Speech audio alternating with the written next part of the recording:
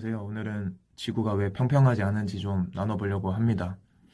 크게 두 가지 얘기가 있죠. 지구가 동그랗다는 얘기가 있고, 약간의 타원이다 라는 얘기가 있고, 지구가 평평하다라는 의견이 있습니다. 여러 의견이 있고, 여러 주장이 있지만, 저는 이 한 가지만으로도 거의 끝난다고 생각을 해요. 제가 지구가 동그랗다고 생각하는 이유 중 하나는 지구가 동그래야만 어떤 나라에서는 해가 중천에 뜨고 그와 동시에 어떤 나라에서는 해가 지평선에 떠 있을 수 있기 때문입니다. 우리 그림을 보면 1번 지역이 있고 또 2번 지역이 있잖아요. 1번 지역에서 해를 만약에 보면 해가 중천에 떠 있습니다. 또 2번 지역에서 해를 보면 해가 지평선에 떠 있을 겁니다.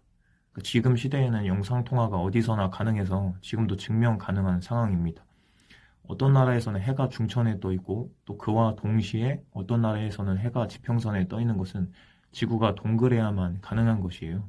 지구가 평평하게 되면 어떤 나라에 해가 중천에 떠 있는 순간 그와 동시에 어떤 나라에서 해가 지평선에 떠 있는 것은 불가능하게 되는 것입니다. 이것만으로도 지구가 둥그랗다고 생각할 수밖에 없어요. 또 과학자 한 명을 들자면 그와 더불어 세계적인 과학자 아이작 뉴턴이 있죠. 그는 어렸을 때부터 엄청난 천재였고 빛의 스펙트럼을 최초로 발견한 사람이었고 미분법의 토대를 발견하는 등 수학계와 과학계에 지대한 영향을 미친 과학자입니다. 또 뉴턴의 또 다른 주목할 만한 점은 하나님을 깊이 믿는 사람이었고 성경을 사랑하는 사람이었다는 것입니다.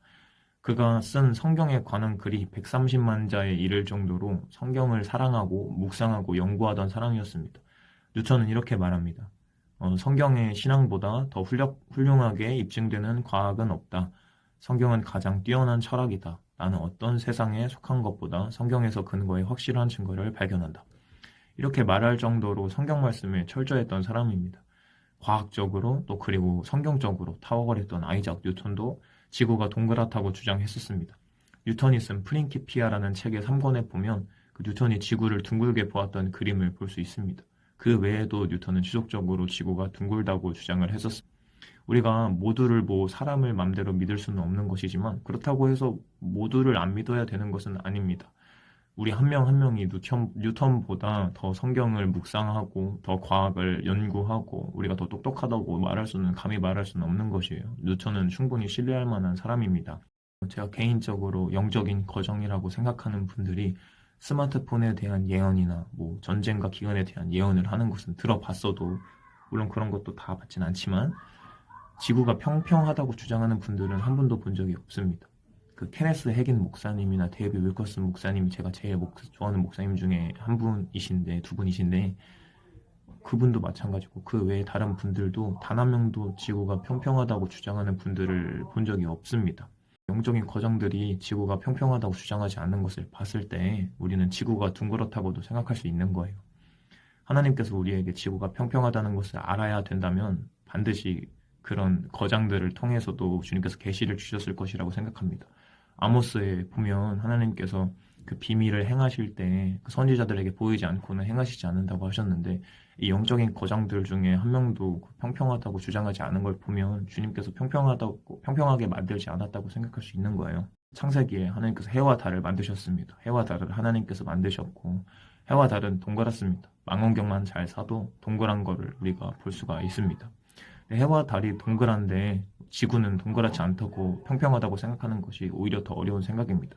하나님께서 해와 달과 지구를 만드셨는데 하나님께서 이 세 가지를 동그랗게 만드신 것이 전혀 이상한 것이 아니고 전혀 비성경적인 것이 아니고 오히려 일맥상통한 것입니다. 해와 달과 지구가 동그랗다고 생각하는 것이 정상인 것입니다. 지구가 평평하다고 생각하는 분들 중에 땅끝까지 하나님께서 복음을 전하라는 말씀을 주셨기 때문에 땅끝이 결국에 있고 그렇게 지구가 평평하다고 생각하는 분들이 있는데 그런 해석도 너무나 자의적인 해석입니다. 평평하지 않아도 땅끝은 땅끝입니다. 하나님께서 그 바다를 만드셔서 땅의 경계를 정하셨고 그 바다와 만나는 경계선도 결국은 땅끝입니다. 꼭 평평해야만 땅끝이 아니라 그래서 땅끝이 꼭 평평해야만이 아니라 바다와 만나는 경계선도 땅끝이라고 볼 수 있고 그것이 사실은 일반적인 생각인 것입니다. 물론 지구가 평평하다 둥글다 이걸로 구원이 갈린다고 생각하지 않기 때문에 엄청 중요한 부분은 아닐 수 있지만 우리가 알 수 있는 지식들 또 주님께서 보여주신 지식들은 우리가 알 수 있기 때문에 또 알아야 되기 때문에 나누어 보았습니다. 의상으로 왜 평평지구설이 틀렸는지 나눠보았습니다.